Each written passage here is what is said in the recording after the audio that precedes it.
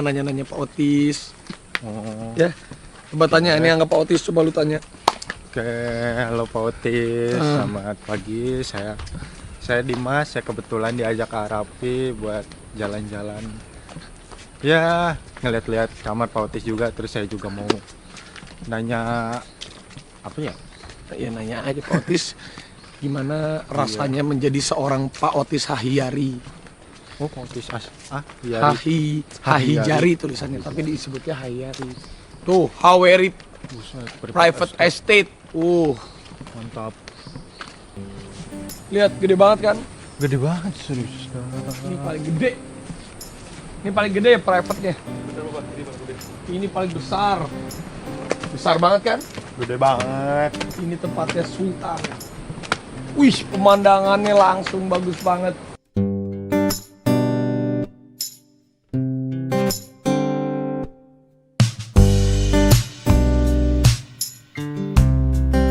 Hi everybody. Hello everyone. How's your days? Nice? Good. Hi. Hi Jos. How are you? Ini saudara-saudara Pak Otis, ada Joshua, ada siapa? Franka. Ini Shona. Ini tempatnya Pak Otis. Di sini lihat pemandangannya keren banget. Bagus ini, gede banget ya. Iya, gede banget. Lagi pada meeting Pak Otis. Ya, sama. Selamat pagi. Boleh masuk ke Pak Otis? Silahkan. Wow, hai. Hai. Pagi. Pak Otis. Pak. Jadi hari ini kita mau jalan-jalan ke tempatnya Pak Otis. Tuh lihat pagi-pagi meeting loh nih. Pak Otis, padahal kita lagi liburan tapi Pak Otis meeting pagi-pagi. Hari Senin biasa, Senin. Iya, Senin. Sebentar lagi rating mau keluar. Wah, setiap hari. Jadi ini ada keluarga Pak Otis juga, ini adiknya Pak Otis. Opa Arne, selamat pagi. Ini ada istrinya Mas Ne juga. Ini ada salah satu sekretaris yang kemana-mana selalu diajakin Pak Otis juga. Itu ada Mami, selamat pagi Mami.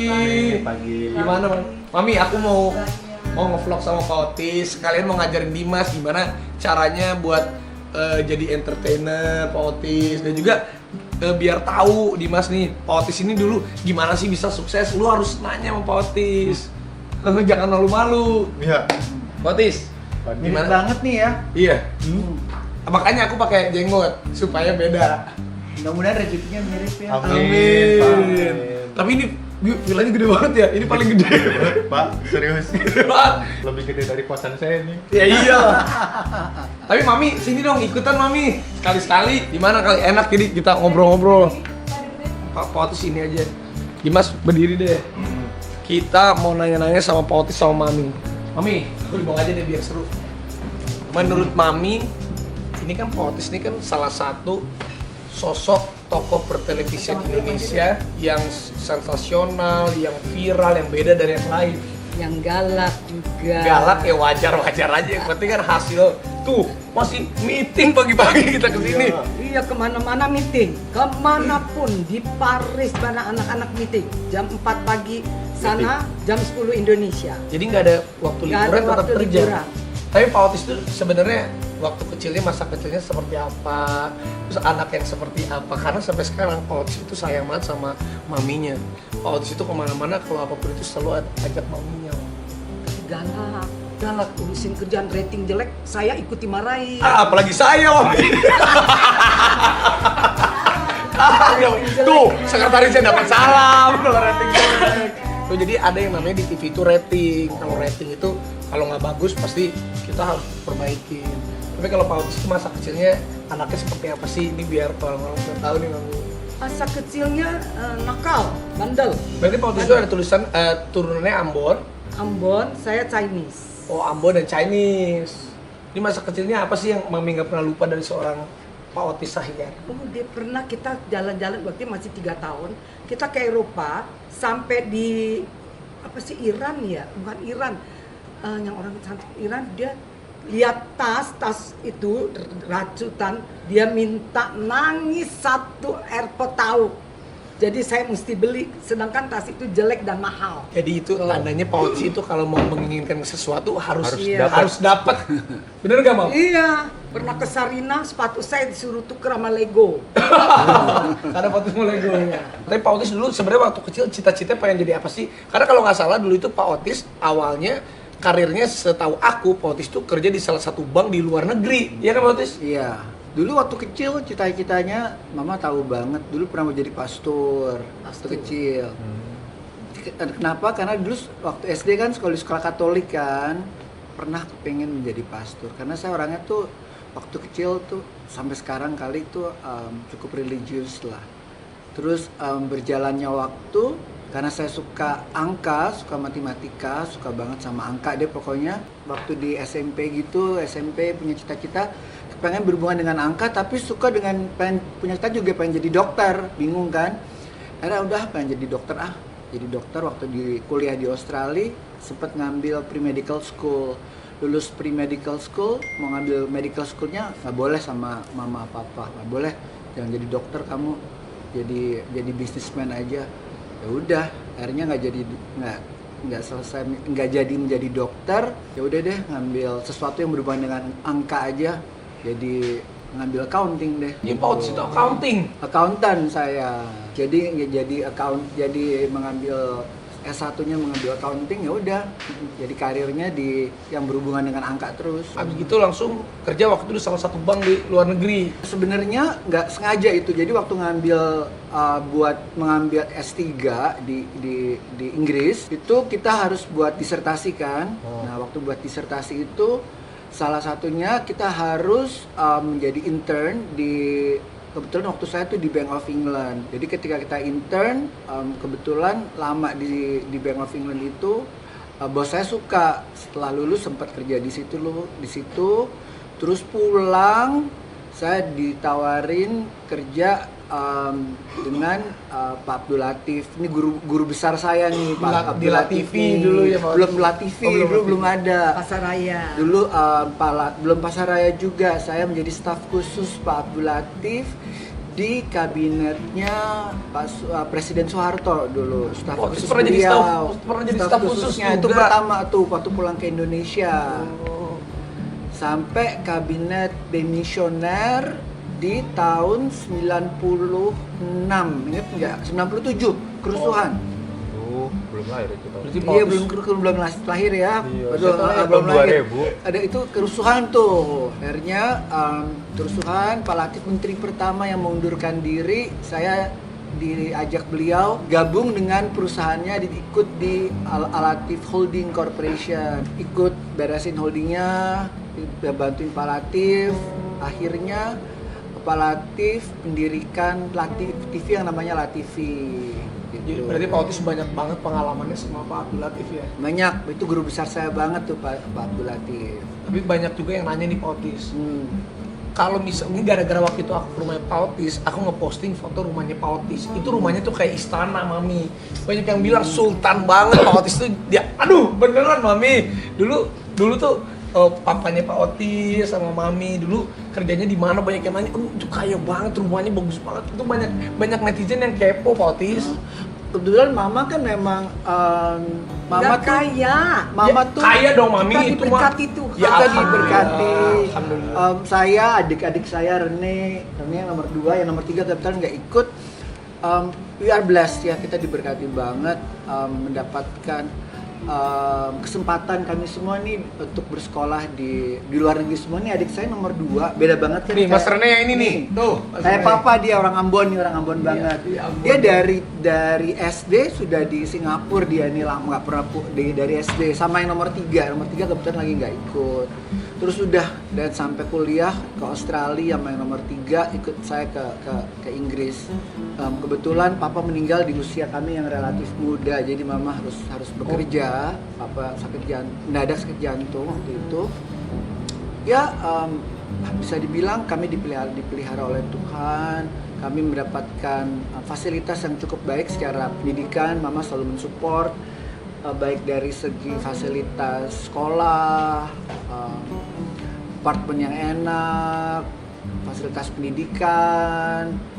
Ya, jadi ya kami sebagai anak-anaknya manfaatkanlah, belajar. Ibaratnya kita di situ nggak usah susah-susah cari kerja, nggak usah susah kerja untuk sekolah, untuk apa. Teman-teman yang lain kan banyak yang untuk sekolah di sana sambil kerja dan sebagainya kan. Kita kerjanya cuma belajar doang sambil ya sekali-sekali main-main dan belanja-belanjalah sekali-sekali di situ.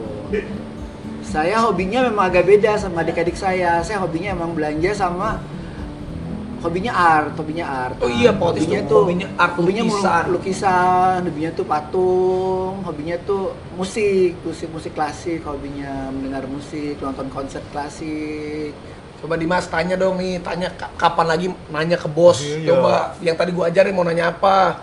Pak Otis kan ya udah dapet semuanya ya, maksudnya harapan kedepannya Pak Otis gimana? Apalagi yang Pak Otis ingin capai. Kedepannya masih seru ya, kalau ngomongin harapan kedepannya untuk dunia media di Indonesia ini masih akan seru banget. Free to air nih TV yang kita biasa nonton di rumah nih akan FTA. semakin, menurut saya umurnya masih panjang. Tentunya era digital millennials yang seperti Dimas ini akan semakin tumbuh, akan semakin erat dengan digital, tapi juga Dimas masih nonton TV kan di rumah? Masih. Jadi dual screen namanya, nonton TV juga, nonton digital juga. Jadi itu makin ke sana. Tapi kedepannya tantangannya adalah bagaimana kalau sedikit teknikal saya ngomong, kalau TV diukur dengan rating, kalau digital diukur dengan impression. Nah, bagaimana mengawinkan rating dan impression ini ke depannya, ini yang menjadi PR besar untuk dunia media di Indonesia. Challenge-nya ada di situ. Nanya apa lagi? Oh iya, tadi kata Bunda kan Bapak Mami, galak, Mami, kata iya, Mami. Mami ya? Bapak galak, Oh, kenapa iya, terus? Iya, kenapa Bapak galak? Kenapa Bapak galak?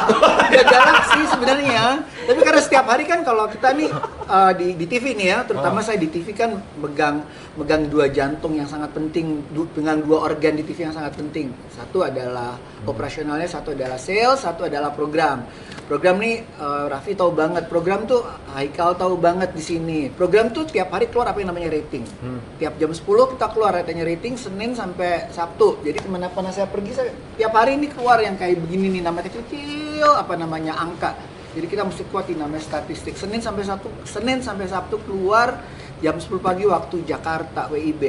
Jadi saya pasti akan berkutat di hal-hal seperti ini. Terus ngeliatin minute by minute rating gitu. Pasti semua orang yang bekerja di bagian programming di TV pasti sama kerjaannya.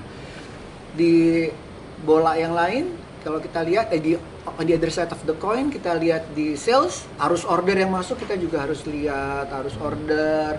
Brand-brand yang belum beriklan kita lihat juga, siapa yang masih belum masuk iklannya nih, kayak gitu. Walaupun kita ada di nih sekarang sama Raffi, tapi di sini juga ada klien yang cukup penting, ada deal yang terjadi di setiap hari jadi bisnis kalau mau. Ada program yang keren banget. Ada, di luar ikutan. 2021. Lu bisa ikutan. Kamu bisa ikutan. Lu bisa ikutan. Ikut apa ini? Karena Antv Pak Otis itu mau melahirkan bintang-bintang baru. Bintang-bintang baru. Judulnya The Next, aku kasih bocorannya. Next Influencer. The next influencer tuh. Ini nggak hanya nanti di free to air nih, nanti ada di digital juga ada. Jadi engagement untuk klien tuh besar banget. Nah, sekarang kan lu lagi belajar jadi influencer ini, sekarang Pak Otis lagi nyari seluruh Indonesia. Iya. Ya, Jadi mantap digitalnya nanti untuk millennials tuh kuat banget. Lu mau ikutan nggak? Ikut, pasti. Harus Iya, ikut. Biar bisa jadi artis. Biar kayak AA. Iya. Raffi nih rezekinya luar biasa nih. Alhamdulillah Pak Otis. Yang penting kita kerja Orangnya keras baik. terus. Yang Baik penting banget. kerja keras Nggak terus. sombong. Nggak Iya. boleh. Istrinya juga nggak sombong. Nggak boleh. Tapi istri aku suka marah-marah mulu sama aku. Aku kalau dimarah, aku diemin aja. Tapi buat Mami, ini kan Pak Otis sekarang udah jadi salah satu orang yang sukses di dunia pertelevisian Indonesia. Udah pernah mendongkrak sejarah dengan stylenya Pak Otis sendiri. Mami harapannya sebagai orang tua, biar anak-anak generasi yang milenial juga tahu, karena suksesnya seorang anak itu pasti nggak jauh dari doa ibunya. Apalagi kayak Pak Otis ini yang kemana-mana sayang terus sama ibunya, mirip sebenarnya sama aku. Mami kemana-mana pasti ajak ibu aku. Nah, Mami mau ngomong apa nih sama Pak Otis? Kalau saya hanya selalu doa saya tiap malam, Tuhan kasih dia kelembutan hati untuk menghargai semua orang. Staffnya itu dari bawah ke atas, itu harus dihargai, tidak galak-galak. Karena kita berhasil karena kerja tim, bukan sendiri. Tim, bukan. Saya selalu bilang kerja tim dan pimpinan Tuhan, ya. Wow. Itu nomor satu. Gitu. dan harus menghargai semua orang siapapun dia. Mak Pak Otis tuh baik sebenarnya, cuman kalau ngomel ya namanya juga orang lagi ngomel lah, wajar aja Mami. Nanti juga baik sendiri. Kalau aku di mana Pak Otis ya iya aja, nanti 3 hari 4 hari juga baik lagi. Sama, aku juga pernah. Sama.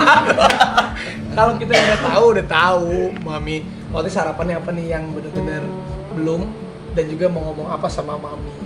Nah kan Mami selalu ada di samping Pak Otis terus. Kalau ke Mama terima kasih tentunya, pasti ada di sini juga karena doa seorang ibu ya, terima kasih untuk doanya. Terus kalau ditanya ke depannya mau apa, kalau ditanya jangan ke depannya, kalau diberi kesempatan, waktunya masih panjang nih umur saya nih, kan sebentar lagi udah mau ulang tahun lagi. Saya Mau ulang tahun tanggal 12 Desember.